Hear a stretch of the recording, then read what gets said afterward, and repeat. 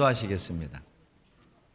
사랑과 은혜가 충만하신 자비로우신 우리 아버지 하나님, 영원한 죄와 사망에서 값없이 우리를 구원해 주시고 영생의 소망을 주심을 감사드립니다.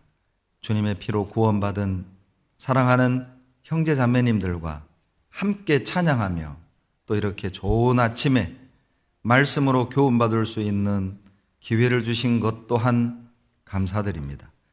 주님 오시는 그날까지 받은 은혜 보답하며 주님을 향한 우리의 사랑이 변하지 않도록 늘 붙잡아 주시기를 간구드립니다. 이 시간 성령님 우리 가운데 두루 역사하셔서 주님의 뜻을 옳게 분별할 수 있는 지혜를 주시고 주님을 위해 살고자 하는 열심도 우리 마음에 더하셔서 우리의 모습을 통해 우리 주변에 많은 잃어진 영혼들이 주님 앞에 돌아올 수 있도록 귀하게 사용해 주시기를 간구드립니다. 교회가 계획하고 있는 모든 일들 가운데 주님이 앞서 행하셔서 사람의 지혜로 주님의 일을 하지 아니하고 하나님의 도우심과 인도하심 아래 모든 것들이 이루어질 수 있도록 도와주시고 오직 우리를 통해서 하나님 영광이 나타날 수 있도록 도와주시옵소서. 말씀을 사모하고 말씀에 굴복하고 말과 행실에 주님의 은혜와 사랑을 나타내는 우리 모습을 통해서 하나님의 영광이 화순지역에 가득 채워지며 많은 영혼들이 구원에 인도되어질 수 있도록 도와주시옵소서. 일본 니가다 교회, 필리핀 앙헬레스 교회에도 하나님이 도와주시고 선교사님들 가정에도 필요한 은혜로 채워주시옵소서. 병상에 계시는 안타까운 우리 형제자매님들에게 건강을 더해 주시고 또 그곳에서 하나님이 주시는 은혜와 사랑을 누릴 수 있도록 도와주시옵소서. 내일부터 오전 집회, 31구역 집회가 진행이 됩니다. 말씀을 대언하시는 목사님들에게도 능력으로 함께해 주시고 이번에도 복음을 알지 못하는, 복음을 필요로 하는 많은 영혼들에게 담대히 복음을 전하고 주님의 도우심으로 구원 얻도록 도와주시옵소서. 전국에 계시는 모든 주님의 자녀들 하나님이 보호해 주시고 변화된 주님의 자녀들이 이 땅의 빛과 소금이 되도록 도와주시옵소서. 갈릴리 수양관, 소망관 건축도 하나님이 함께해 주시고 도와주셔서 아무 사고 없이 순적히 완공이 돼서 올해 학예 수양회를 또 소망관에서 갈릴리 수양관에서 또 진행할 수 있도록 도와주시옵소서. 온전히 주님께만 의지하며 우리를 사랑하시는 예수님 이름으로 감사하며 기도드렸습니다. 아멘. 마태복음 18장을 보시겠습니다. 마태복음 18장 21절 22절입니다. 마태복음 18장 21절 22절 다 같이 읽겠습니다. 그때에 베드로가 나와 가로되 주여 형제가 내게 죄를 범하면 몇 번이나 용서하여 주리이까? 7번까지 하오리이까? 예수께서 가라사대 내게 이르노니 7번뿐 아니라 70번씩 7번이라도 할지니라. 오늘은 어떻게 용서할 것인가 라는 제목으로 함께 교훈을 배워보겠습니다. 우리가 이제 세상을 살아가다 보면 또 신앙생활을 하는 과정 속에 참 많은 사람을 만나게 되고 또 관계 속에서 또 상처도 받고 또 상처도 주고 문제를 받고 문제도 주기도 하죠. 그래서 내가 용서를 구해야 하는 상황도 생기고 또 내가 용서를 해야만 하는 상황도 발생을 하죠. 자, 그때 우리는 과연 나에게 상처를 주고 나에게 문제를 주는 그들을 향해 몇 번이나 용서를 해야 할까? 이것은 아마 우리들만의 문제가 아니라 이 당시 사도들도 아마 그런 문제, 그런 갈등이 있었던 것 같습니다. 그래서 베드로가 예수님께 묻습니다. 주님, 형제가 내게 죄를 범하면 몇 번이나 용서하여 주리까? 7번까지 하오리까? 왜 이런 질문을 할까요?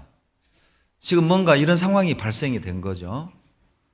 아마 모르긴 몰라도 베드로가 어떤 형제들과 계속 어떤 형제와 이렇게 계속 갈등이 또 오해가 또 문제가 생겼을 수도 있고 또 다른 형제들 간에 항상 부딪히는 사람 있잖아요.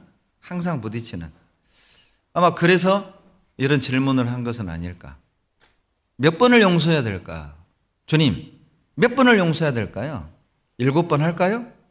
왜 굳이 7번이라는 숫자를 여기에 말씀했을까요?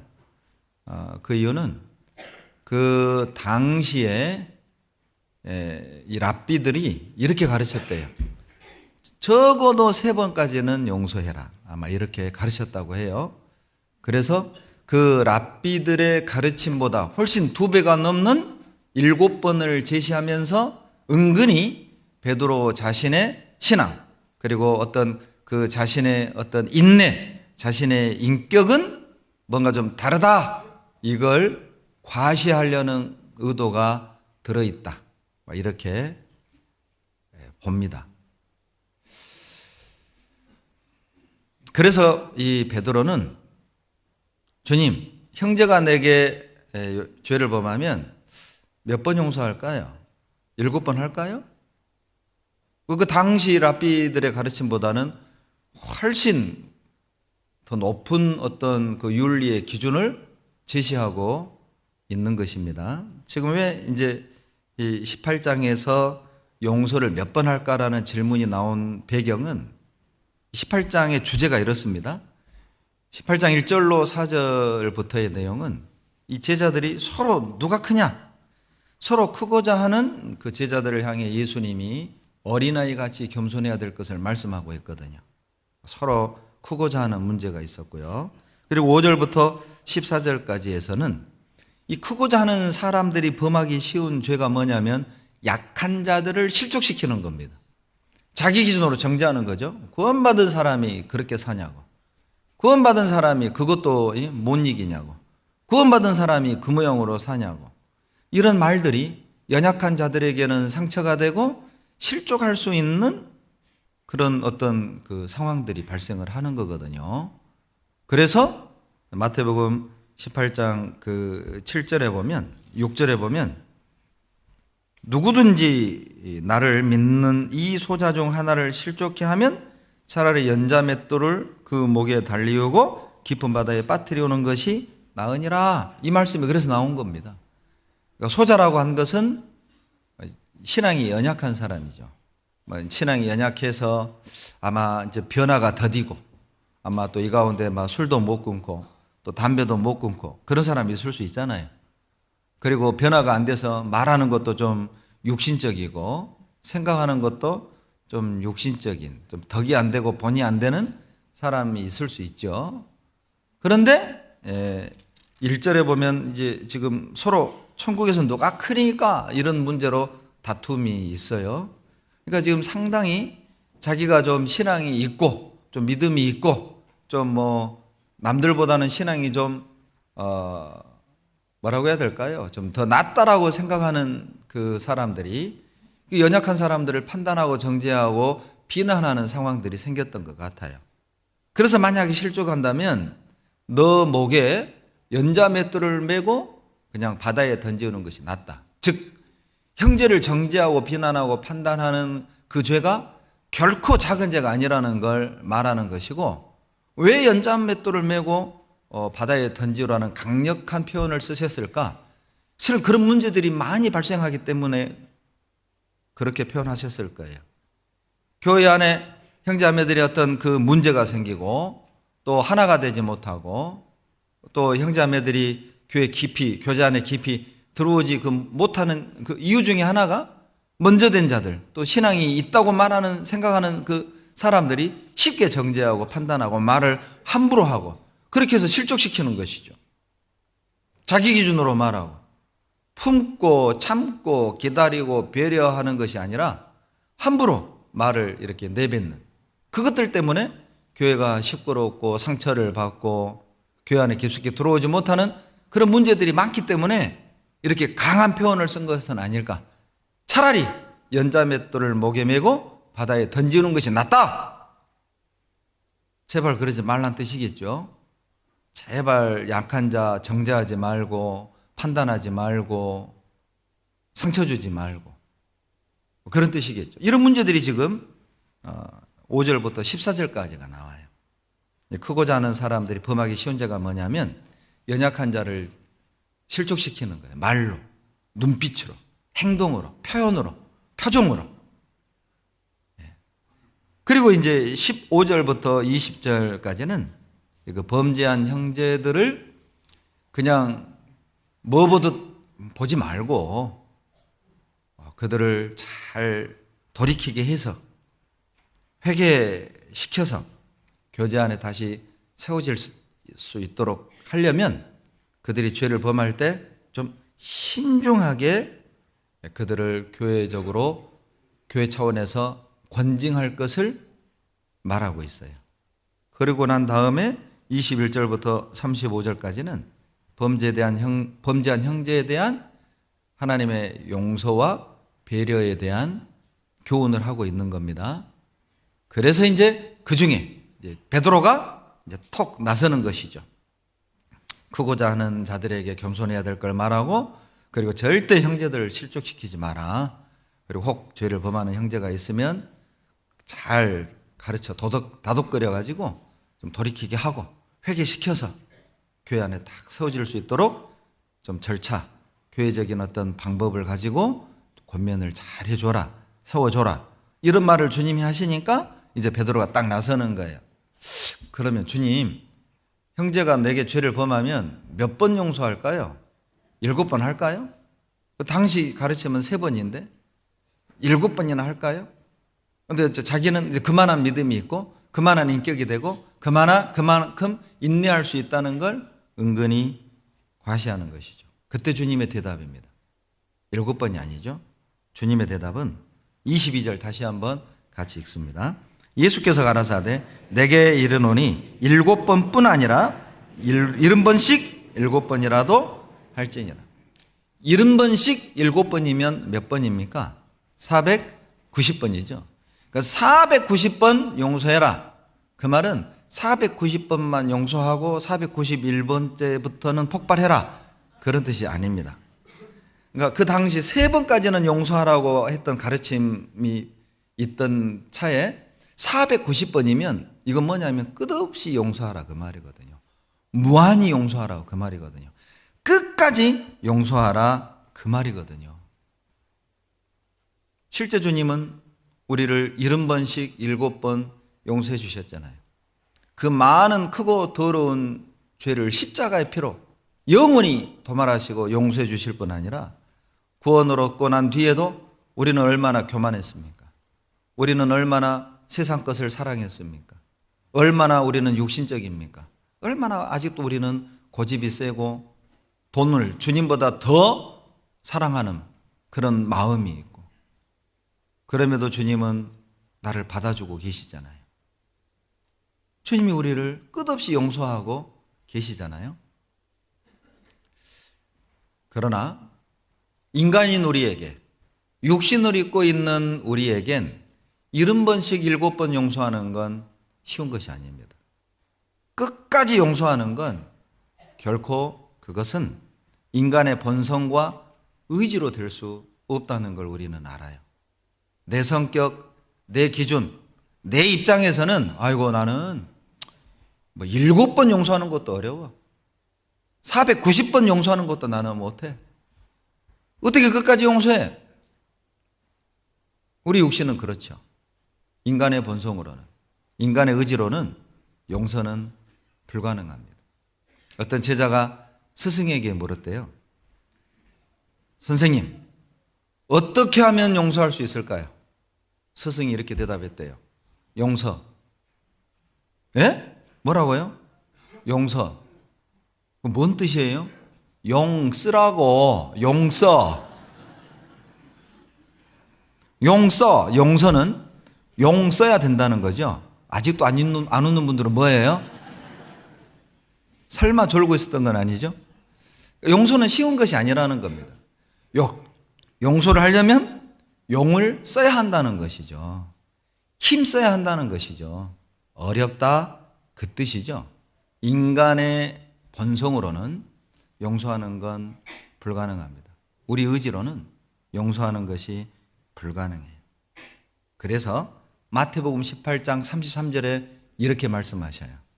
같이 읽겠습니다. 마태복음 18장 33절 같이 읽습니다. 내가 너를 불쌍히 여김과 같이 너도 내 동관을 불쌍히 여김이 마땅치 아니야.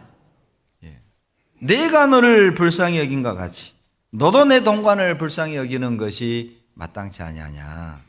내가 너를 용서한 것 같이 너도 너에게 해를 끼친 다른 사람을 용서하는 것이 마땅치 아니하냐? 이 말씀은 뭘 의미할까요? 주님께 용서받은 사람만 용서할 수 있다는 뜻이죠. 주님께 용서받아야만 그 사람도 타인을 용서할 수 있다는 거예요. 그런데 이 종은 주님께 용서를 받아놓고도 타인을 용서하지 않았다는 것입니다. 그것을 책망하고 있고 그것이 문제가 되고 있는 거예요. 여러분, 우리가 타인을 용서하려면 먼저 주님께 용서를 받아야 합니다. 주님의 사랑으로 십자가의 보혈로 구원을 얻고 용서받은 사람은 그리고 타인을 용서할 수 있어요. 천하를 평정한 이 세상을 정복한 황제라도 할 수 없는 것이 하나 있습니다. 땅은 정복했지만, 원수국가는 정복했지만 원수를 용서하는 일은 어렵습니다. 땅을 정복하기 쉽지만 원수를 용서하는 건 어려운 일이죠.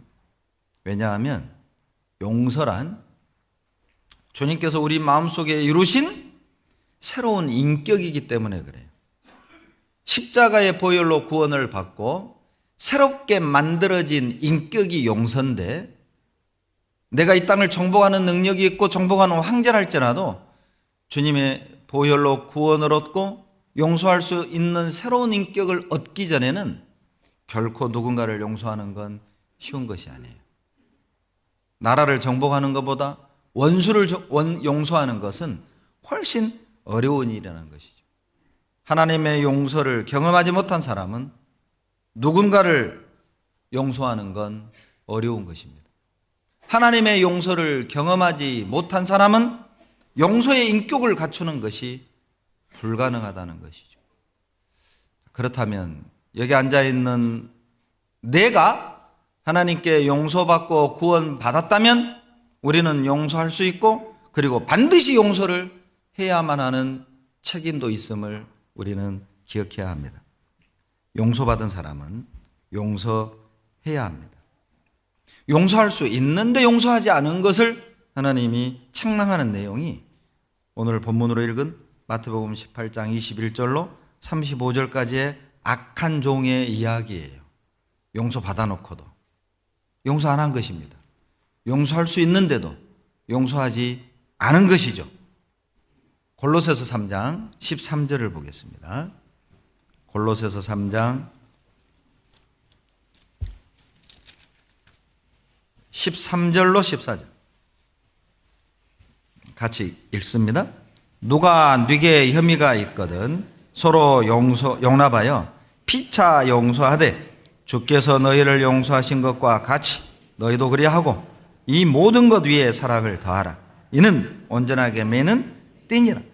누가 네게 혐의가 있거든. 이 혐의가 뭐냐면 비난받을 만한 일, 아니면 다툼, 이렇게 번역이 됩니다. 비난, 다툼, 그리고 용납은 너그러운 마음으로 자제하고 양보하는 것, 이렇게 원어의 의미가 그래요.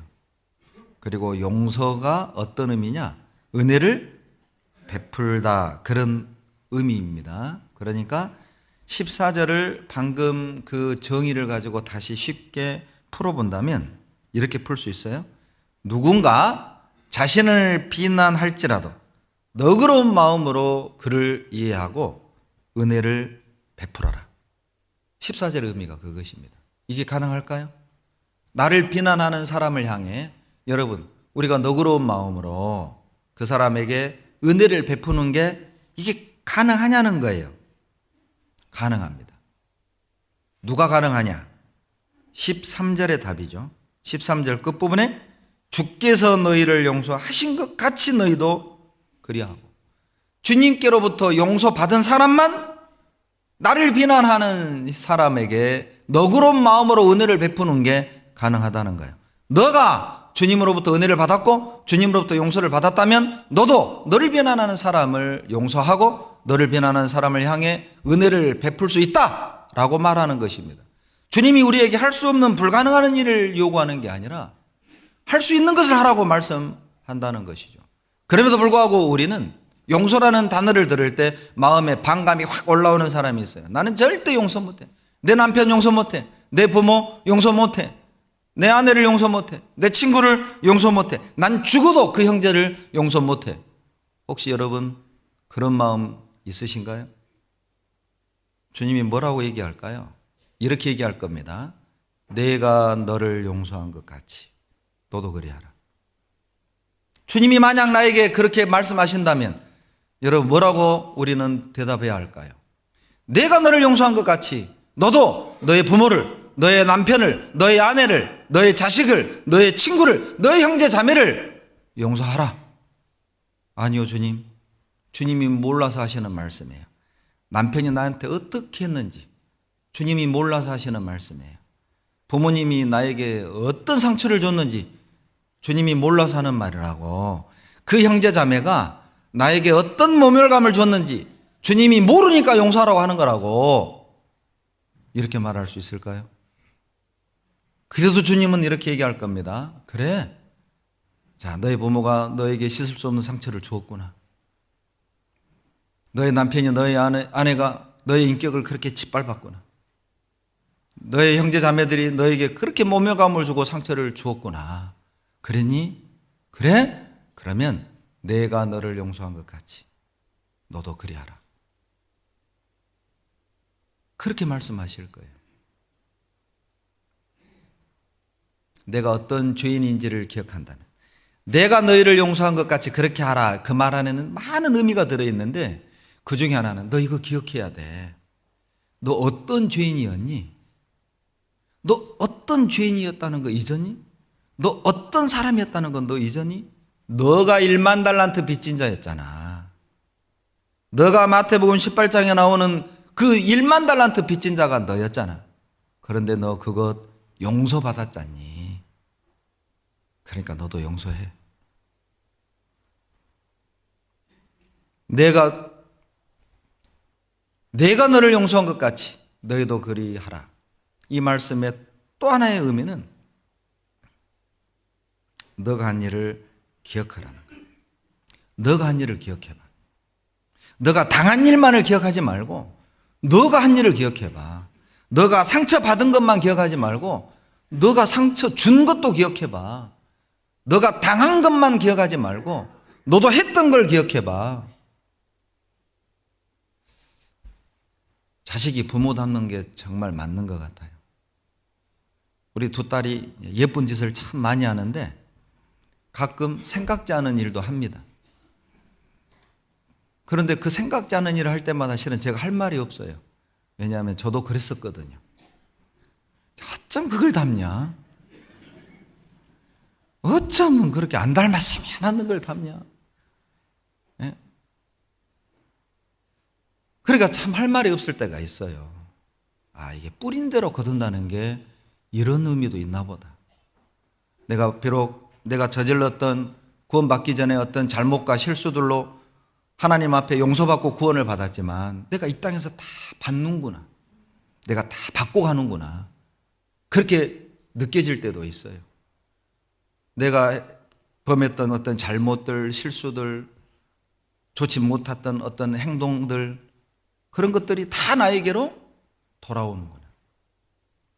여러분, 내가 너희를 용서한 것 같이 너희도 그리하고, 그 안에는 너가 한 일도 기억해봐. 그런 의미가 들어있어요. 또 하나의 의미가 들어있는데 하나님은 아십니다. 뭘 아냐면 우리가 용서하는데 익숙치 않다는 걸 알아요. 왜냐하면 우리는 용서하는 법을 배운 적 없습니다. 여러분 배우셨어요? 학교에서 배우셨어요? 여러분 부모님이 용서하는 방법 가르쳐 주시던가요? 우리는 배운 적 없습니다. 주님에게서 배울 수 있습니다. 어떻게 용서할 수 있을까요? 답은 간단합니다. 너무 분명합니다. 너무 쉽습니다. 내가 너희를 용서한 것 같이. 이것만큼 분명한 답이 어디 있을까요? 이것만큼 쉬운 방법이 어디 있을까요? 이것만큼 정확한 답이 어디 있을까요? 내가 너희를 용서한 것 같이 너희도 용서하라. 주님은 아셔요. 우리가 용서하는 데 익숙하지 못하다는 걸. 우리에게 용서할 수 있는 인격이 없다는 것도 주님은 아십니다. 그래서 주님이 대답하십니다. 나처럼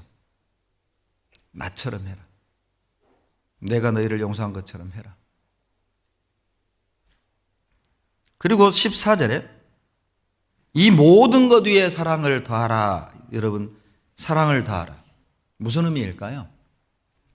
여러분, 주님처럼 용서할 수 있으려면 정말 필요한 게 뭐냐면 사랑이라는 거예요. 주님처럼 우리가 원수를 용서할 수 있으려면, 주님처럼 나를 비난하고 나에게 상처를 주고 나를 모함하고 나를 무시하고 나를 괴롭게 하고 나에게 고통을 주는 그들을 용서할 수 있으려면 한 가지 필요한 게 있어요. 사랑이라는 겁니다. 사랑을 더해야만 용서받을 수 있어요. 용서할 수 있어요. 왜냐하면 사랑은 허다한 죄를 덮는 유일한 도구예요. 베드로전서 4장 8절을 보시죠. 베드로전서 4장 8절.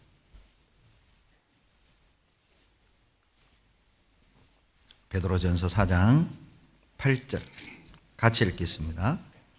무엇보다도 열심으로 서로 사랑할지니 사랑은 허다한 죄를 덮느니라. 죄를 덮는 유일한 건 사랑이라는 것이죠. 그래서 이 용서의 원어적 의미가 세 가지가 있는데 덮다라는 뜻이 있대요. 용서가 뭐냐? 덮는 것. 그리고 치워버리는 것. 치운다 뜻이 있고요. 그리고 멀리 보낸다 그런 뜻이 있대요. 그게 용서의 의미입니다. 덮는 것, 치워버리는 것, 멀리 보내는 것. 그게 용서인데, 자, 그 의미를 본다면, 그 의미를 통해 본다면 왜 나는 용서를 못하는 걸까? 답이 분명하죠. 내 분노가, 내 안에 있는 분노, 내 안에 있는 감정이 내 안에 있는 주님을 향한 사랑보다 훨씬 더 크면 덮을 수 없잖아요. 분노가 더 큰데 사랑이 더 적어. 사랑이 적은데 이 큰 분노를 어떻게 덮겠어요? 용서는 덮는 건데 왜 용서가 안 되냐? 내 감정이 더 크니까요. 내 분노가, 내 자존심이, 내 상처가 내 안에 있는 주님의 사랑보다 더 크니까 못 덮는 거예요. 용서의 방법은 간단합니다. 내 안에 있는 분노, 내 안에 있는 감정보다 주님의 사랑이 훨씬 더 크다면 덮고도 남지 않겠어요? 내 안에 있는 주님의 사랑이 내 안에 있는 이 분노와 감정보다, 미움보다 훨씬 크다면 덮을 수 있잖아요. 용서는 덮는 거니까. 사랑으로 덮어야만 용서될 수 있으니까. 사랑으로 덮어야만 받아들일 수 있으니까. 우리가 해야 될 일은 뭘까요? 분노와 감정을 일단 멈추고 우리 주님의 사랑의 넓이, 길이, 높이, 깊이를 더욱 깨달아가는 것입니다.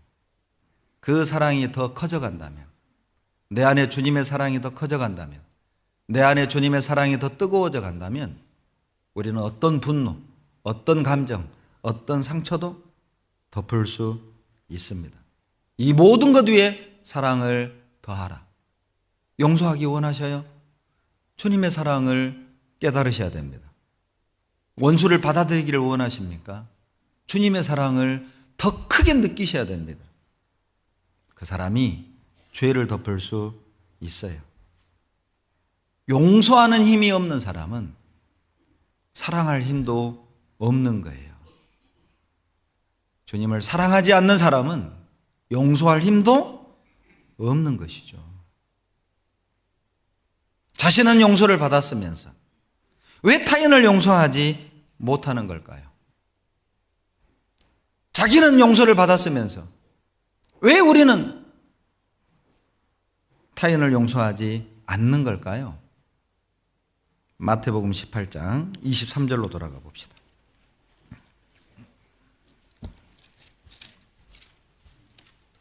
마태복음 18장 23절. 이러므로 천국은 그 종들과 회개하려 하던 어떤 임금과 같으니 회개할 때에 1만 달란트 빚진 자 하나를 데려오매 갚을 것이 없는지라.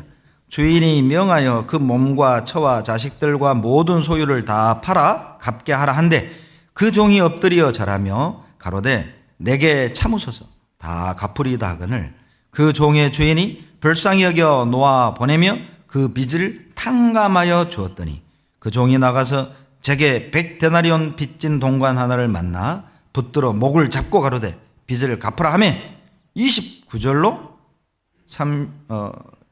29절부터 32절까지 같이 읽습니다. 그 동관이 엎드려 간구하여 가로되 나를 참아주소서 갚으리다 하되 허락하지 아니하고 이에 가서 저가 빚을 갚도록 옥에 가두거늘 그 동관들이 그것을 보고 심히 민망하여 주인에게 가서 그 일을 다 고하니 됐습니다. 여러분, 두 종이 있었습니다. 한 종은 1만 달란트 빚진 종이고요, 한 종은 100데나리온 빚진 종입니다.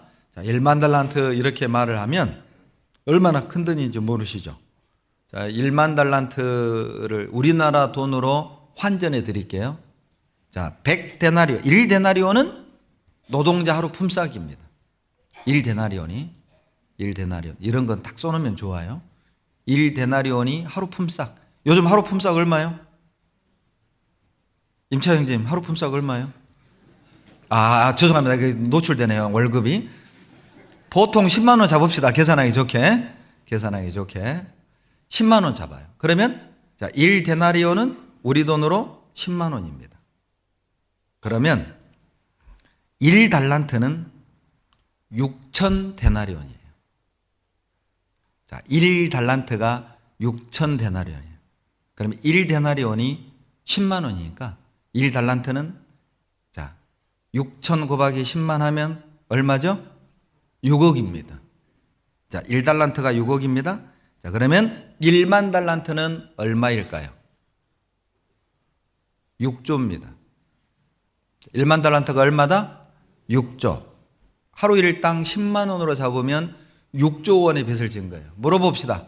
6조 원을 일반 개인이 갚아요, 못 갚아요? 못 갚아요. 물론 이 1만 달란트 빚진 종은 누구 얘기하는 겁니까? 우리 각자의 얘기를 하는 거예요. 여기 앉아있는 내가 6조 원의 빚을 탕감받은 종이라고요. 6조 원의 빚을 탕감받고 용서받고 나가다가 이 종이 자기에게 100데나리온 빚진 사람, 100데나리온이면 10만 원 곱해봐요. 1,000만 원.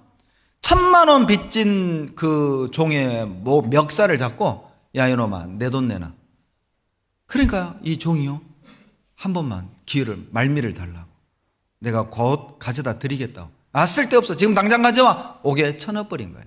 6조 원을 탕감받은 이 사람이 자기에게 1,000만 원 빚진 사람 감옥에 가뒀어요. 주변에 있는 사람들이 보고 똑같이 31절에 민망했던 거예요. 참 민망한 일이잖아요. 어떻게 이런 일이 있을 수 있을까요? 어떻게 이런 사람이 있을 수 있을까요? 자기는 6조 원의 빚을 탕감받아 놓고 자기 빚의 60만 분의 1밖에 안 되는 1,000만 원 빚을 용서 못하고 감옥에 넣어버렸어요. 그 얘기를 주인이 들은 겁니다. 32절, 33절 같이 읽겠습니다. 이에 주인이 저를 불러다가 말하되 악한 종아, 내가 빌기에 내가 내 빚을 전부 탕감하여 주었거늘 내가 너를 불쌍히 여긴 것과 같이 너도 내 동관을 불쌍히 여김이 마땅치 아니하냐? 하고 주인이 알고 그 6조 원 탕감받은 사람을 불러들인 겁니다. 야, 악한 종아! 여러분, 악한 사람이 뭔지 아시겠어요? 누가 악한 사람이죠? 용서 받아놓고 용서하지 않는 사람이에요. 그 사람이 악한 사람입니다. 더 많은 허물을 용서받아놓고 더 작은 허물을 용서하지 않는다면 그 사람 정말 악한 사람이에요. 여러분 어떠신가요? 나는 하나님 앞에 어떤 종의 모습입니까? 이 말씀은 내가 하나님께 용서받은 것이 사실이라면 내가 용서 못할 사람은 없다는 뜻입니다. 내가 용서받은 것이 사실이라면 내가 용서 못할 일은 아무것도 없다는 것이죠. 왜? 나는 6조 원 탕감받은 용서받은 사람이니까. 내가 누구를 용서 못해요? 생각해 보세요. 여러분, 내가 용서 못할 사람이 있어요? 내가 용서 못할 어떤 용서 못할 일이 있어요? 없습니다. 없습니다. 마태복음 18장 23절. 이러므로 천국은 23절. 이러므로 천국은 그 종들과 회개하려 하던 어떤 임금과 같으니 무슨 뜻이죠? 천국 가면 회개합니다. 회개가 뭡니까? 카운터, 계산한다 뜻입니다. 천국을 가면 계산을 해요. 뭘 계산합니까? 얼마나 용서했는지 계산한다는 겁니다. 용서했느냐 안 했느냐도 하나님 앞에 가서 계산하는 거예요. 왜 계산할까요? 상급과 영광으로 갚아주시기 위함이에요. 우리가 이 땅에서 용서했다면 하늘에서 상급과 영광으로 받겠지만은 이 땅에서 끝까지 용서하지 않은 일이 있다면 하나님 앞에서 어떤 부끄러움을 받을까? 용서하십시오. 여러분 용서하셔야 됩니다. 왜냐하면 우리가 이 땅의 삶으로 끝나는 게 아니라 하나님 앞에서 영원히 살아야 하니까 이 땅에서 용서해야 됩니다. 잠언 19장, 여기 시를 꿰놓으시고 잠언 19장 11절입니다. 잠언 19장 11절.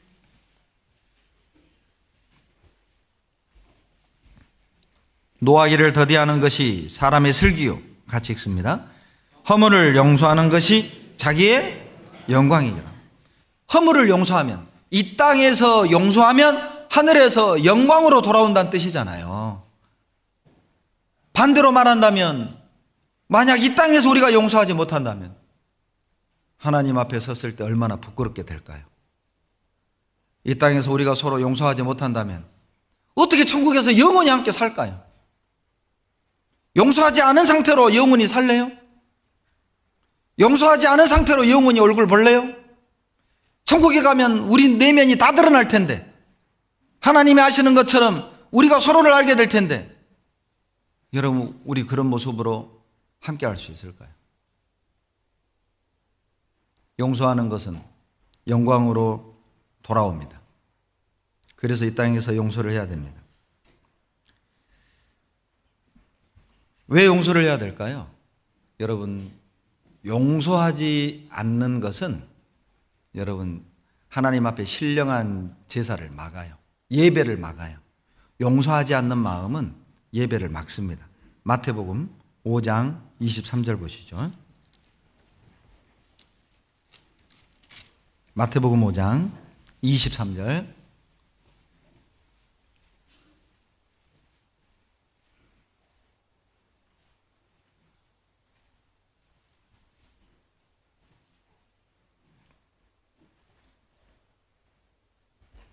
(23절로 25절) 같이 읽습니다.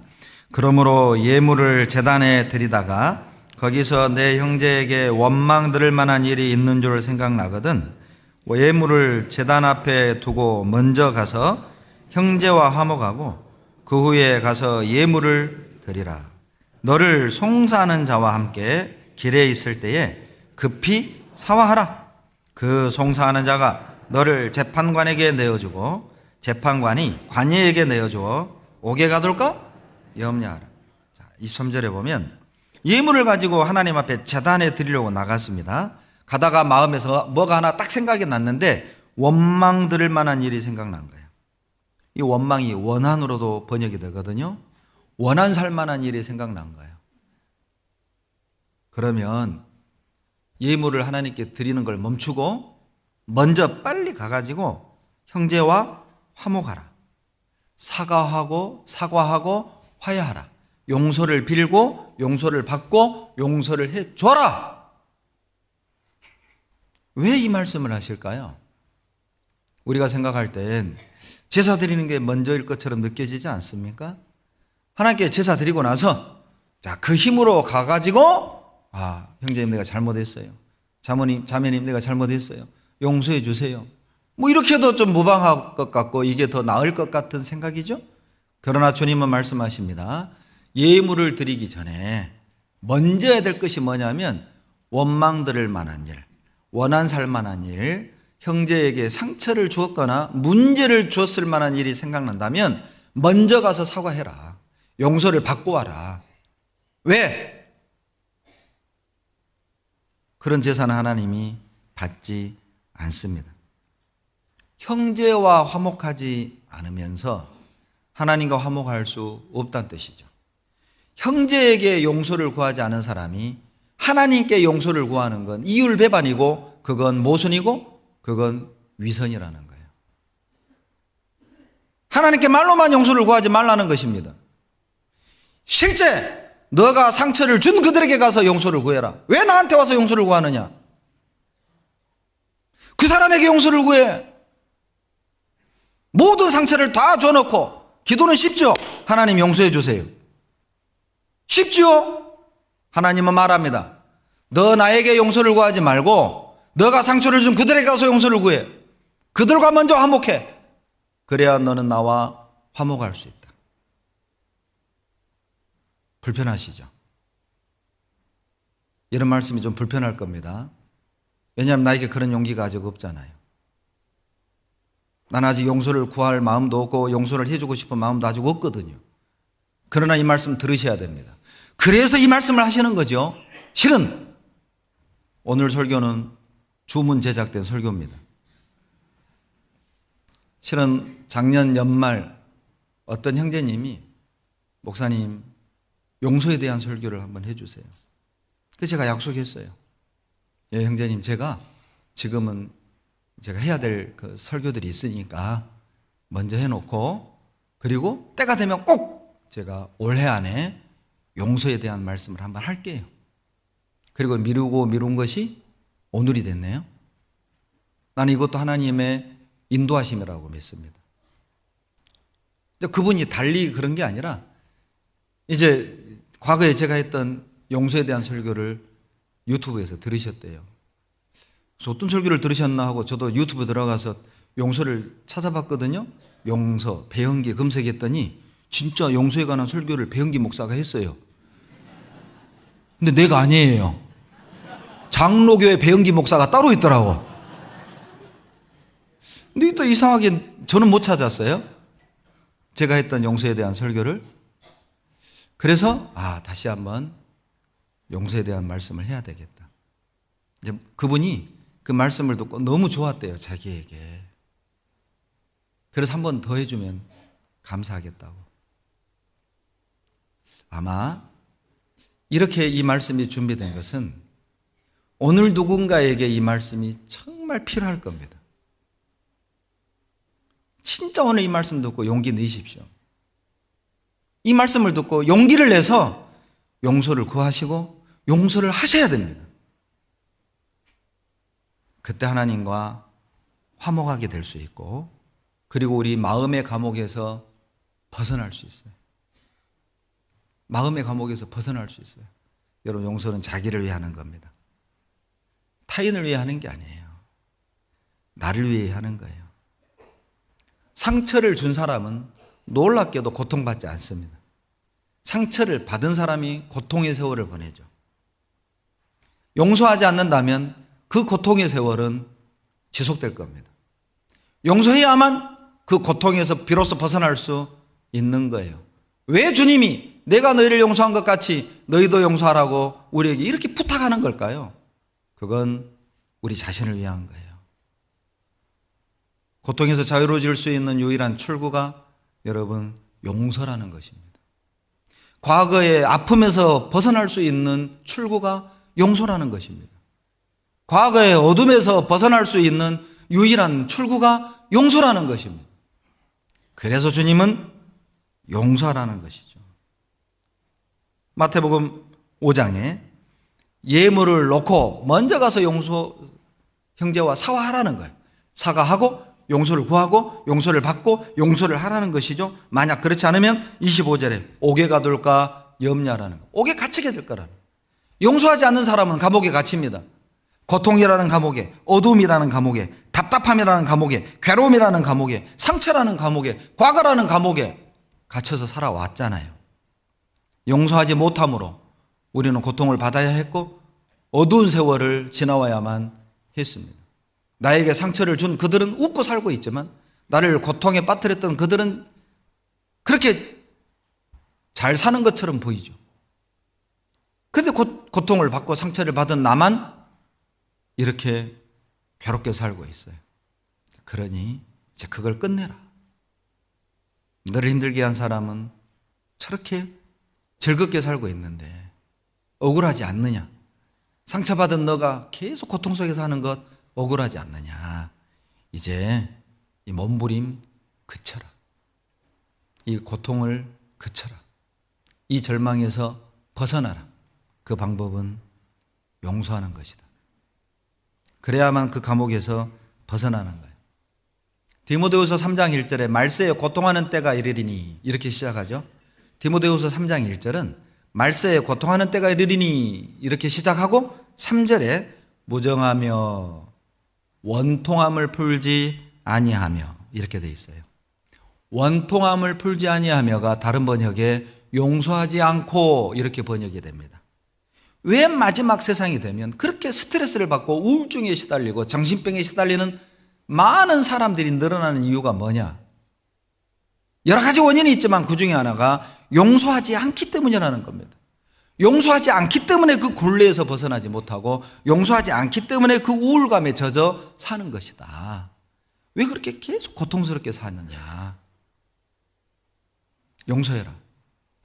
용서하라. 그 말을 다른 말로 표현하면 고통에서 벗어나라. 용서하라를 다른 말로 번역을 한다면 우울감에서 벗어나라. 용서하라는 말을 다르게 표현한다면 절망에서 나와라. 그 방법은 용서하라는 것이에요. 용서하지 않기 때문에 고통스러운 것입니다. 신기하죠? 용서하지 못하는 사람이 용서받지 못한 사람보다 더 고통스러운 거예요. 용서하지 못하는 사람이 용서받지 못한 사람보다 훨씬 더 고통스럽습니다. 그러니까 용서하라는 거예요. 감정의 문제가 아닙니다. 여러분이 당했던 내가 당했던 상처와 기억의 크기의 문제가 아니라 주님의 명령입니다. 내가 치료받을 수 있는 유일한 약이기도 해요. 용서하는 것. 어떻게 하실래요?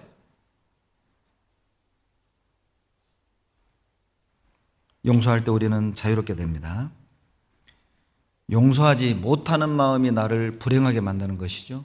나를 불행하게 하는 건 나에게 상처를 준 사람 때문이 아니죠. 용서하지 못하는 내 마음이 나를 불행하게 하는 거예요. 진짜 해보세요.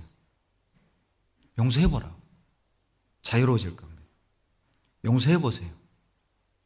행복해질 겁니다.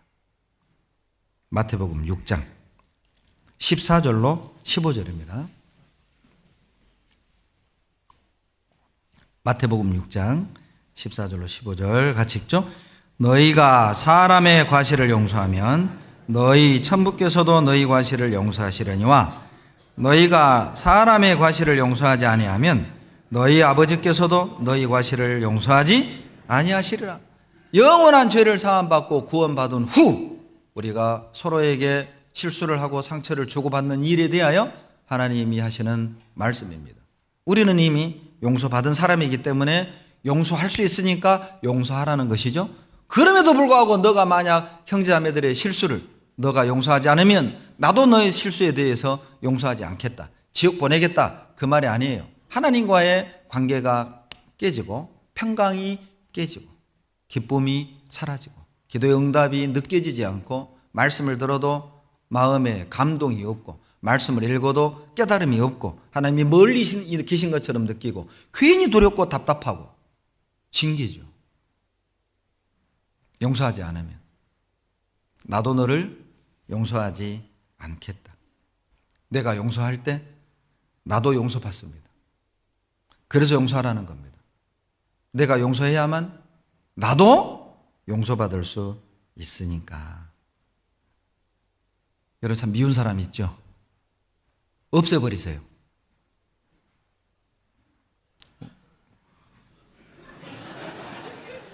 드디어 눈을 다 뜨고 저를 봤어요. 처음으로. 야, 이게 눈뜨기 하는 법 간단합니다.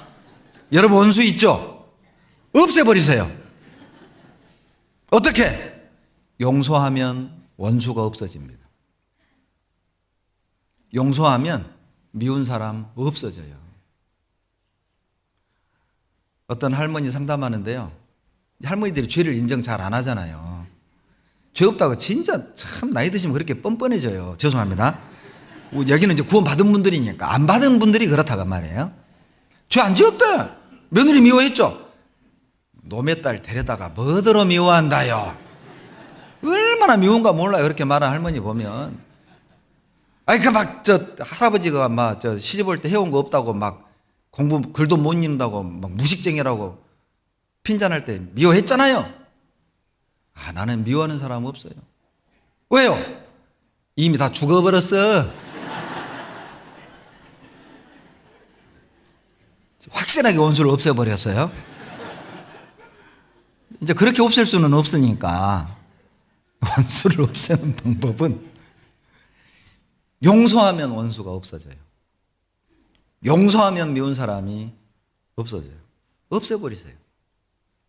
누가복음 11장 4절에도 우리가 우리에게 죄지어 모든 자를 사하여 준 것 같이 우리의 죄도 사하여 주옵시고. 물론 마태복음 6장 14절 15절 말씀과 같은 의미죠. 내가 용서할 때 나도 용서받을 수 있다는 거예요. 여러분, 우리가 정말 용서할 때 주님이 나를 통해 역사하시는 걸 느끼게 될 겁니다.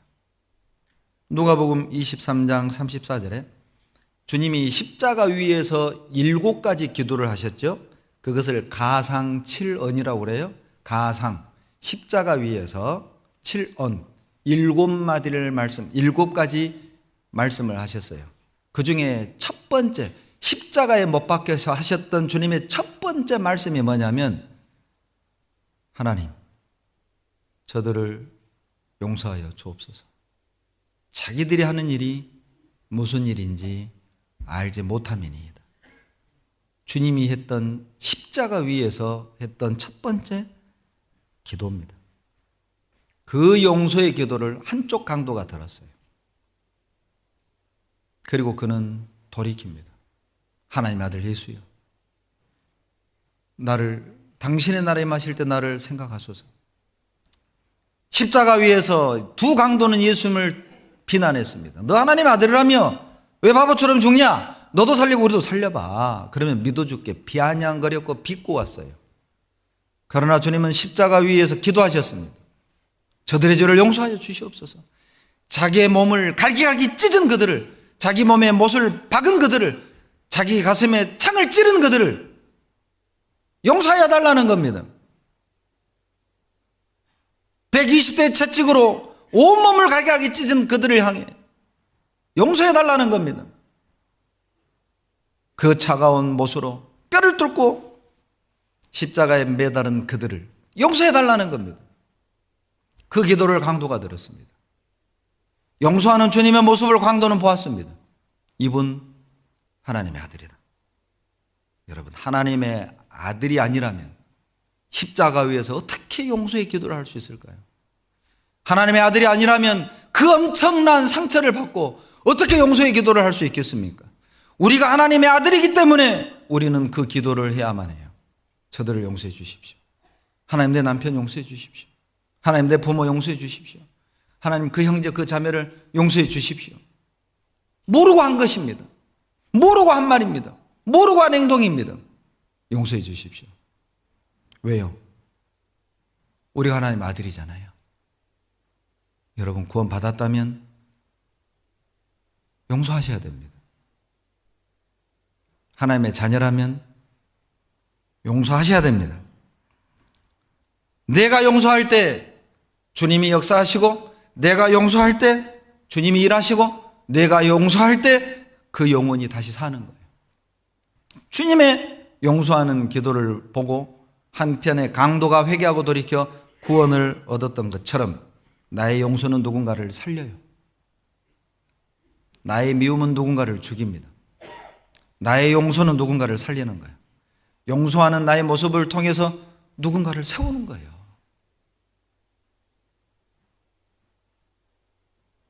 누군가를 세울 수 있어요.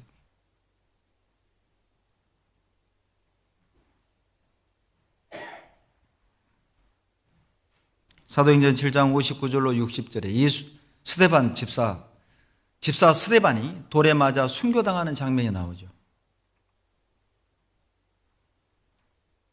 스데반이 돌에 맞아 순교를 당할 때의 모습은 무릎을 꿇고 고개를 들고 기도하는 모습이었답니다. 여러분 돌에 맞아 보셨어요? 저 어렸을 때 윗동네 아랫동네 돌싸움 많이 했거든요. 돌싸움을 했어요. 길거리 놈 돌을 던져요 위로. 윗동네. 제가 장터였거든요. 그러니까 윗장 아랫장이었어요. 우리 아랫장은 우시장, 소 파는 동네, 우리 동네가 소 파는 동네. 위쪽은 이제 옷도 팔고 이렇게 마른 해물도 파는, 그러니까 윗동네는 좀 깨끗하고 아랫동네는 좀 더러워요. 5일장 끝나고 나면 온 동네가 똥밭이요, 똥밭. 막 소똥, 막 개똥. 저 어렸을 때는요, 막 염소, 닭, 거위 다 들고 와가지고 이렇게 그 울타리 이렇게 딱 만들어가지고 그 안에 넣어놓고 팔았거든요. 말도 팔고 그랬어요. 말도 팔았어요. 소도 팔고, 염소도 팔고, 거위도 팔고, 갖은 짐승들을 다 팔았어요. 그런데 이제 윗동네는 깨끗하죠. 그리고 이게 가게가 이렇게 막 있어요. 옷도 팔고, 그리고 이렇게 마른 어떤 그 어물들을 이렇게 파니까 지붕이 있는 건물들 안에서 팔고, 소는, 짐승들은 그런 게 없잖아요. 그러니까 이제 막 윗동네하고 아랫동네하고 만나면 왜 그렇게 싸웠나 몰라요. 그냥 싸웠어요. 지금 생각하니까. 싸울 일이 없는데 너희는 위시고 우리는 아랫게 싸웠어요.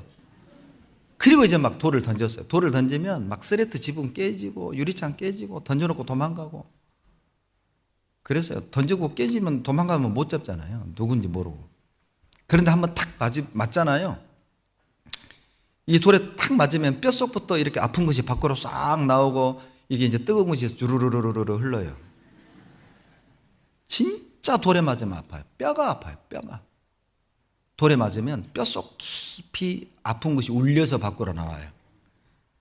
자, 느끼기 원하는 분 있다가 밖으로 나오세요. 이 자세로 스데반이 죽은 게 아니라 이 자세였어요. 이 자세로 스데반은 돌에 맞아 죽었습니다. 그리고 스데반의 마지막 기도가 사도행전 7장 60절에 나와요. 주여 이 죄를 저들에게 돌리지 마옵소서. 이 말을 하고 자니라. 자기를 향해 돌을 던지는 그들을 용서했습니다. 돌에 맞아 죽어가면서 그들을 용서했습니다. 그 결과가 사도행전 8장에 나옵니다. 스데반이 그렇게 돌에 맞아 순교를 당하고 용서하는 기도를 보았던 형제들이 전적으로 뿔뿔이 흩어져서 했던 일이 뭐냐? 복음을 전했어요. 흩어진 자들이 복음을 전하니라. 이렇게 되어 있습니다. 여러분, 만약에 스데반이 돌에 맞아 죽으면서 저주를 했다고 해봐요. 돌에 맞아 죽으면서 돌 던지는 자들에게 너희들이 나한테 돌을 던져? 너희들은 바위에 깔려 죽을 것이다. 뭐 예를 들면 이것들아 두고 봐라. 하나님이 너희들을 가만 안 둘 것이다. 뭐 이런 식의 저주를 퍼붓고 죽었다면 과연 8장에 어떤 기록이 기록될까요? 어떤 영향도 끼칠 수 없습니다.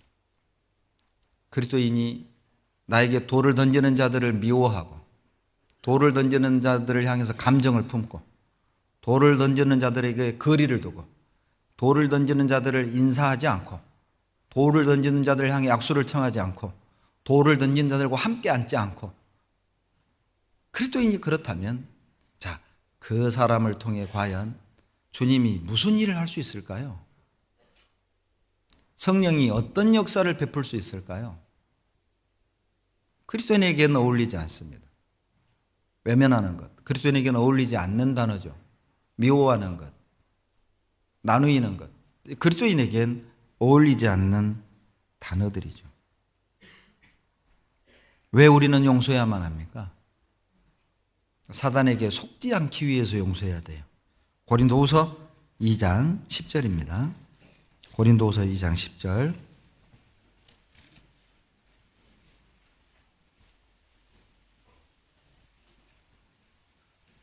고린도후서 2장 10절로 11절을 다 같이 읽습니다.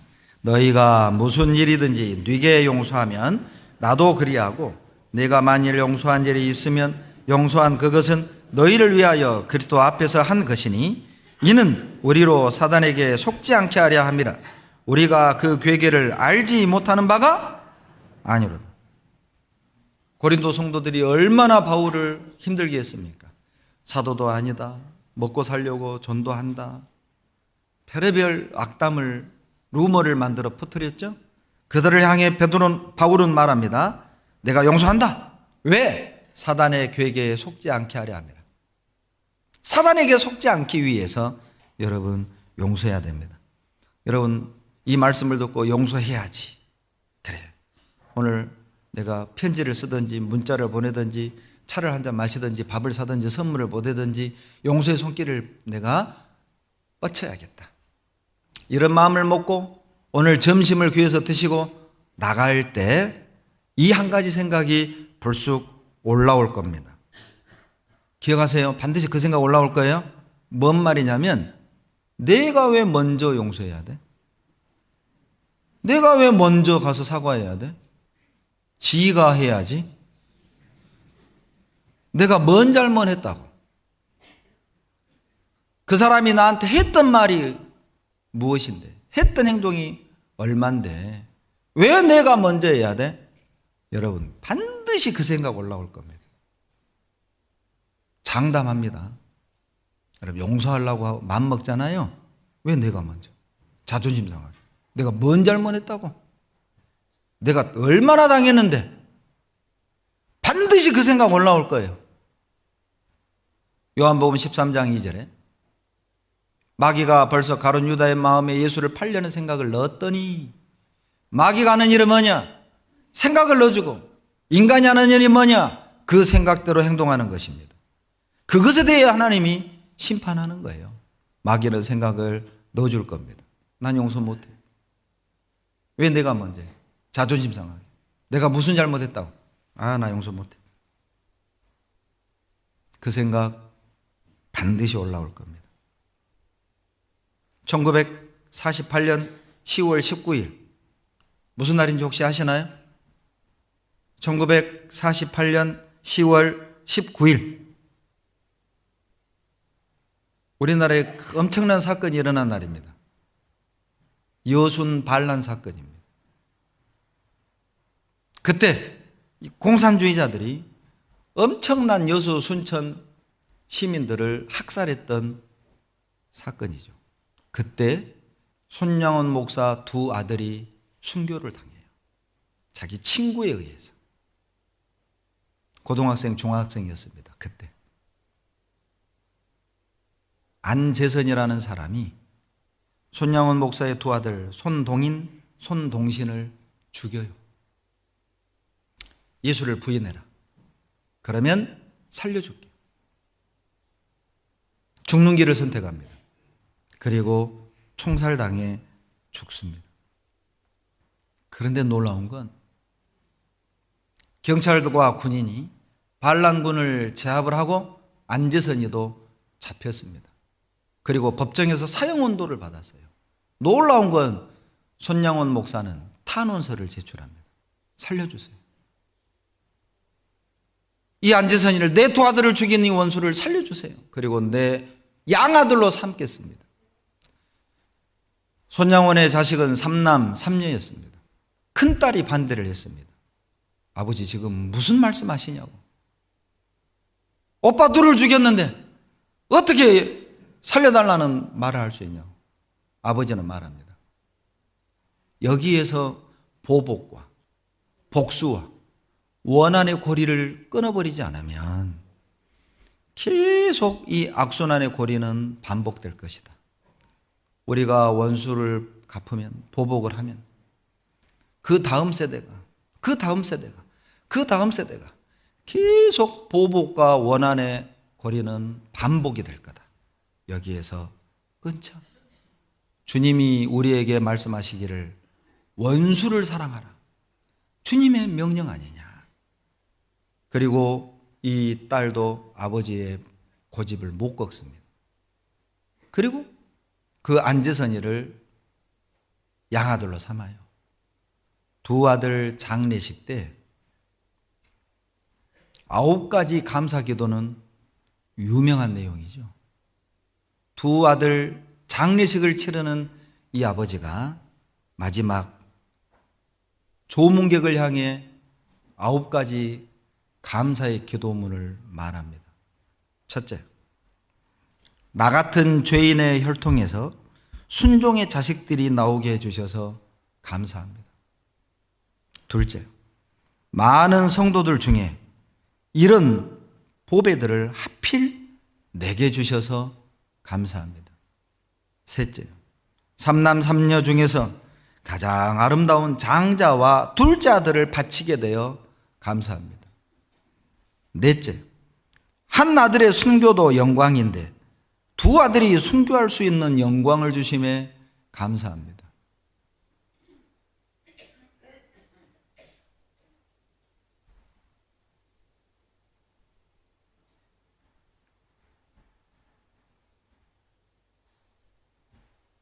다섯째, 예수 믿다가 누워 죽는 것도 큰 복인데 총살당하는 영광을 주심에 감사합니다. 여섯째, 미국 유학 가려고 준비하던 내 아들들이 미국보다 더 좋은 천국에 갔으니 감사합니다. 일곱째, 두 아들 죽인 원수를 회개시켜 내 아들을 삼고자 하는 사랑을 주심에 감사합니다. 여덟째, 두 아들의 순교로 무수한 천국의 아들들이 생길 것을 믿어지니 감사합니다. 아홉째, 이 같은 역경 중에서 이상의 8가지 진리와 하나님의 사랑을 찾는 기쁜 마음, 여유 있는 믿음 주심에 감사드립니다. 용서하지 못할 일이 있을까요?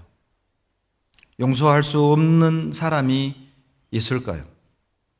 내가 용서할 수 없는 정당한 이유는 무엇입니까? 내가 용서할 수 없는 하나님 앞에 합당한 이유가 있을 수 있을까요? 용서는 고통에서 벗어나는 유일한 탈출구예요. 미국에 조엘이라는 그리스도인이 있습니다. 조엘 소넨버그라는 그리스도인이 있어요. 78년생입니다. 생후 20개월일 때 술을 먹은 음주운전자가 40톤 트럭을 몰고 20개월짜리 아이가 있는 이 차량을 덮쳤습니다. 부모는 튕겨져 나왔고 이 아이는 그 불 속에서 타들어가는 불 속에 놓여져 있습니다. 타들어가는 그 차량 속에서 이 부모는 이 아이를 건져냈어요. 그 몸에 80% 이상의 그 몸이 화상으로 입었습니다. 50번 넘는 수술을 했어요. 귀 녹아서 없어졌고, 코 녹아서 없어졌고, 입술 녹아서 없어졌고, 손가락 다 없어졌고, 발도 녹아서 없어졌고, 그리고 도망간 그 음주운전자를 18년 만에 잡아서 법정에 세웠습니다. 그리고 조엘은 그 법정의 증인석에 섰어요. 그리고 그는 그 음주운전자를 용서해달라고 탄원합니다. 그 이유는 이와 같습니다. 저는 증오심으로 인생을 허비하지 않을 것입니다. 증오가 또 다른 고통을 낳을 것이기 때문입니다. 대신 사랑으로, 하나님의 은혜 안에 있는 무한한 사랑으로 나는 둘러싸일 것입니다. 우리가 용서해야 되는 이유입니다. 용서는, 증오심은 우리의 인생을 허비하게 만들고 그리고 또 다른 고통을 낳을 것입니다. 만약 우리가 용서한다면 우리는 하나님의 무한한 은혜와 사랑으로 둘러싸여 살게 될 거예요. 고통 속에 살아갈 것인가? 하나님의 무한한 은혜와 사랑 가운데 살아갈 것인가? 선택은 이제 내가 해야 합니다. 용서해 보세요.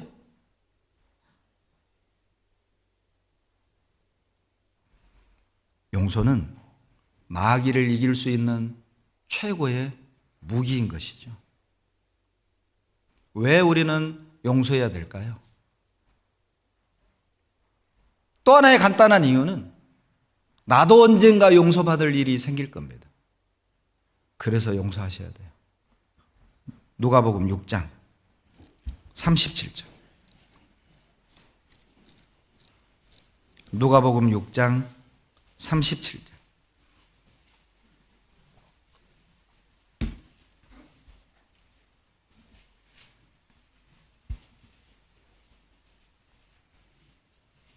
6장 37절 같이 읽습니다. 비판하지 말라. 그리하면 너희가 비판을 받지 않을 것이요. 정죄하지 말라. 그리하면 너희가 정죄를 받지 않을 것이요.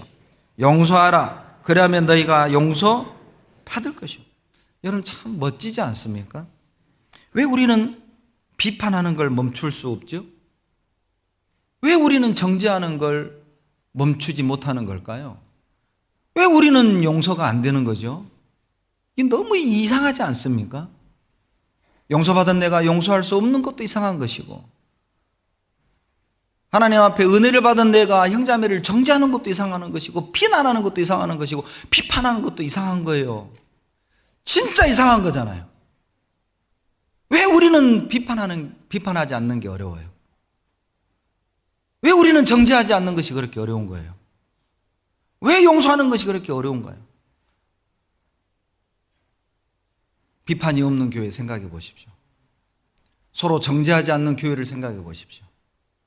서로를 용서하는 교회를 생각해 보세요. 정말 아름답지 않습니까? 정죄하지 않는 내 모습을 생각해 봐요. 비난하지 않는 내 모습을 생각해 봐요. 서로 사랑하는 내 모습을 생각해 봐요. 서로 용서하는 내 모습을 생각해 보라고. 내 안에 그것으로 가득 들었다면 내 인생은 어떻게 바뀌어질까요? 그게 그렇게 좋은 것인 줄 우리는 아는데, 그게 마땅한 것임을 우리는 아는데, 너무도 쉽게 정죄하고 너무도 쉽게 판단하고 우리는 용서하는 게 그렇게 어려워요. 해서는 안 되는 건 쉽고 해야 하는 건 그렇게 어렵고, 참 슬픈 일이죠. 정죄와 비판은 쉽고 용서하는 건 어렵고, 해야 할 것은 어렵고 해서는 안 될 건 쉽고, 참 어리석죠. 뭐가 나에게 유익할지 생각해 봐요. 무엇이 하나님께 영광이 될지 생각해 봐요. 우리는 다 알고 있습니다. 어떤 사람이 개인 택시를 신청했습니다. 어렵게 개인 택시가 나왔어요. 너무 기분 좋아가지고 식당에 가서 소주 한 병을 딱 마셨대요. 너무 좋아가지고.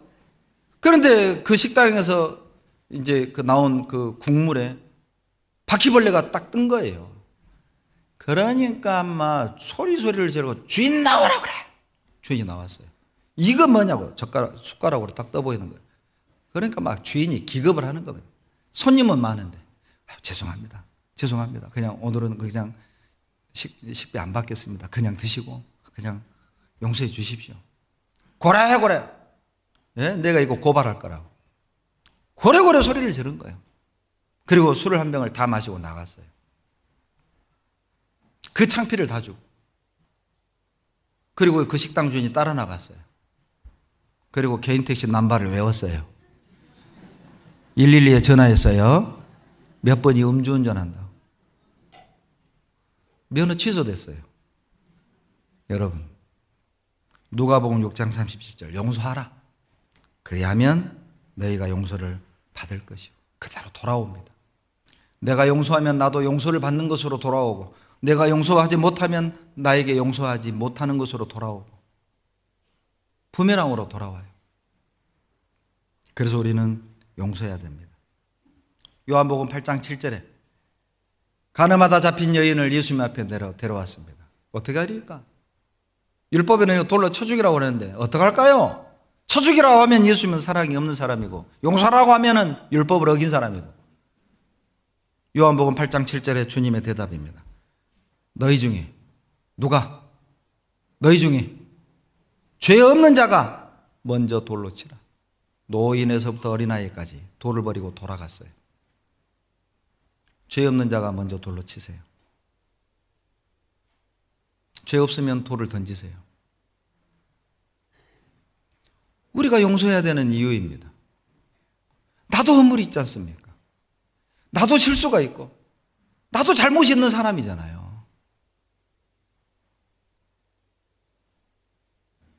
우리 이렇게 한번 생각해 봐요. 나도 그랬었지. 나도 그런 적이 있었지. 사실 나도 잘못은 있어. 실은 나도 솔직히 좀 너무 했긴 했어. 이렇게 한 번만 생각해 줘요. 따라서 하세요. 나도 그랬지.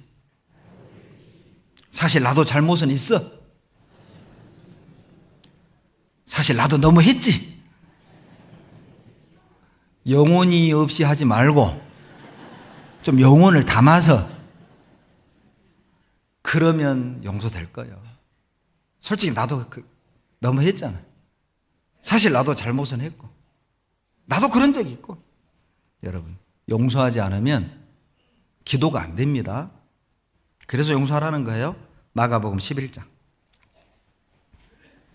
25절입니다. 마가복음 11장 25절.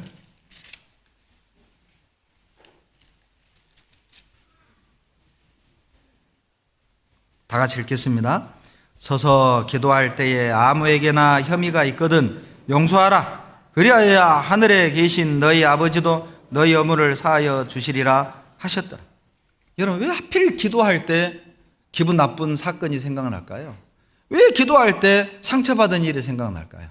왜 기도할 때 그 형제가 나에게 막말하는 것이 기억날까요? 왜 기도할 때 부모님이 나에게 막대했던 것들이 기억날까요? 왜 기도할 때 남편에게 받았던 상처들이 기억이 나죠?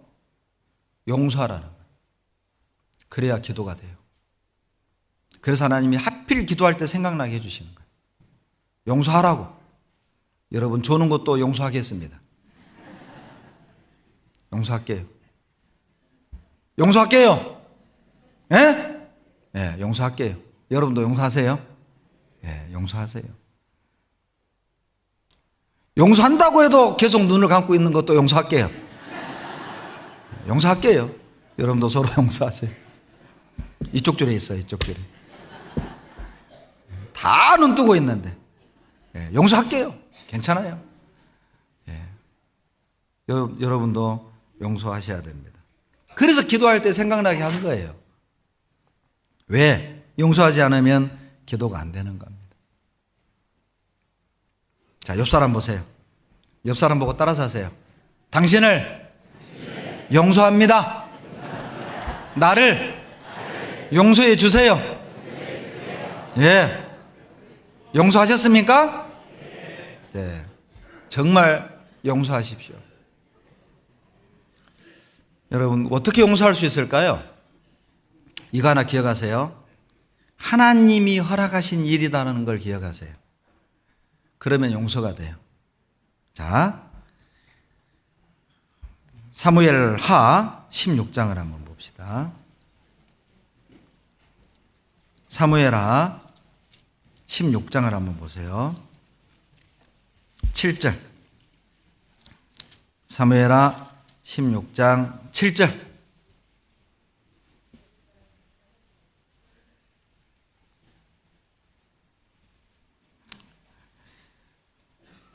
시므이가 저주하는 가운데 이와 같이 말하니라. 피를 흘린 자여 피로한 자여 가거라 가거라. 다윗을 향해 하는 말이에요. 다윗이요, 자기 아들에게 쫓겨나서 도망을 가고 있단 말이죠. 아들이 압살롬이 반역해서 지금 도망을 가고 있어요.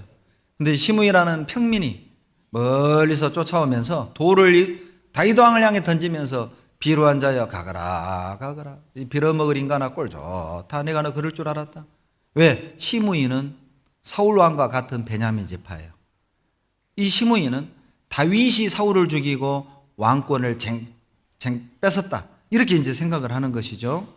그러니까 이제 다윗이 압살롬의 반역을 피해 도망을 갈 때 쫓아오면서 욕을 하는 거예요.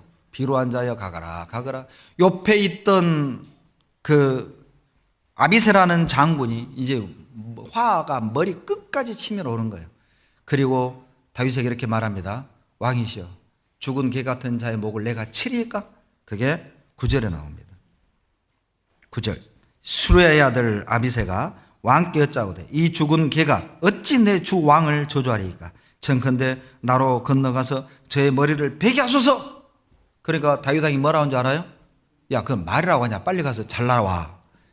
이렇게 말한 게 아니에요. 10절 같이 읽습니다. 왕이 가로되 수르야의 아들들아, 내가 너희와 무슨 상관이 있느냐? 저가 저주하는 것은 여호와께서 저에게 다윗을 저주하라 하심이니 내가 어찌 그리하였느냐 할 자가 누구겠느냐? 놀랍죠. 정말 하나님의 사람은 달라요. 하나님께 붙들려 사는 사람은 달라요.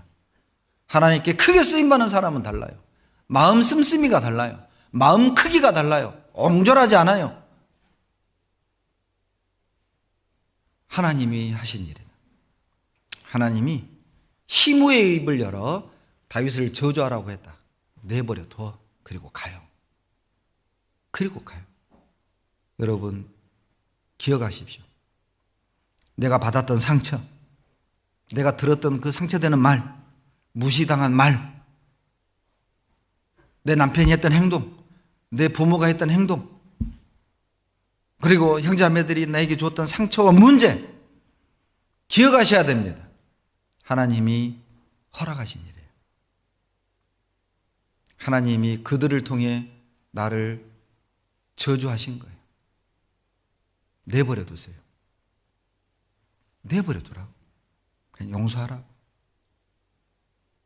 계속 모함하든지 말든지, 계속 욕을 하든지 말든지, 계속 비난하든지 말든지, 계속 오해하든지 말든지 내버려 두세요. 결국 시므이는 죽습니다. 솔로몬 왕에게 의해 죽습니다. 결국 하나님이 다스려요. 하나님이 다스리니까.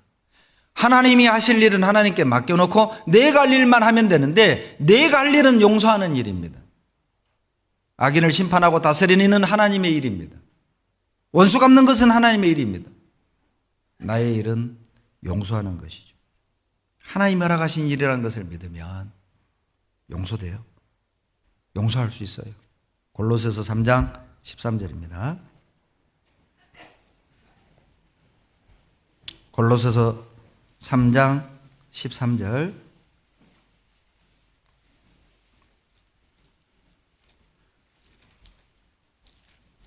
다 같이 읽겠습니다. 누가 네게 혐의가 있거든 서로 용납하여 피차 용서하되 주께서 너희를 용서하신 것과 같이 너희도 그리하고. 예. 용서는 그 사람이 용서받을 만한 일을 해서 용서하는 것이 아니라 내가 주님께로부터 용서를 받았기 때문에 용서하는 것이죠. 골로새 3장 13절 말씀이 그런 의미입니다. 내가 너희를 용서한 것 같이 너희도 그리하라. 그 사람이 용서받을 만한 일을 해서 용서하라는 게 아니에요. 너가 용서받았으니까 너도 용서하라는 것이죠. 여러분, 원수를 갚음으로써 내 육신을 만족시킬 수 있어요. 분풀이를 함으로써 내 육신을 만족시킬 수는 있어요. 그러나 용서한다면 그 육신을 정복할 수가 있습니다. 여러분, 육신을 만족시킬래요? 육신을 정복하실래요? 여러분에게 내드린 한 주간의 숙제입니다. 용서하십시오. 같이 기도하시겠습니다. 사랑이 많으신 아버지, 도와주시옵소서. 우리의 육신은, 우리의 본성은 용서할 수가 없습니다. 그러나 주님이 우리를 용서하셨고 주님이 우리에게 베푸신 그 사랑의 힘으로 그 허물을 덮고 용서하고 그 고통으로부터 자유로울 수 있도록 도와주시옵소서.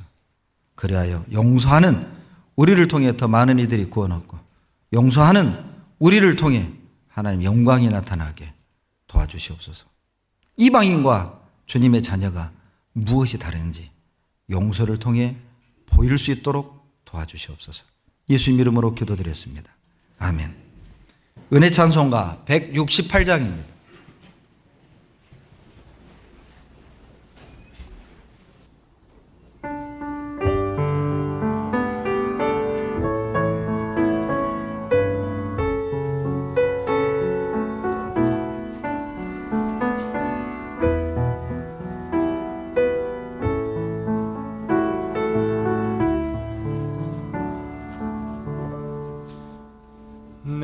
새 계명을 의에게 주노니 서로 사랑하여라.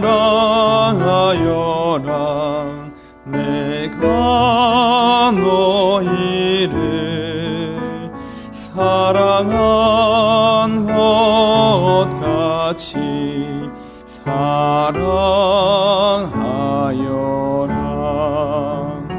이로써 사람들 보고 제자인 줄 알리라.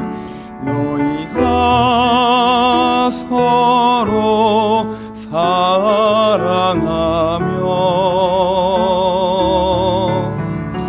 이로써 사람들 보고 제자인 줄 알리라. 너희가 서로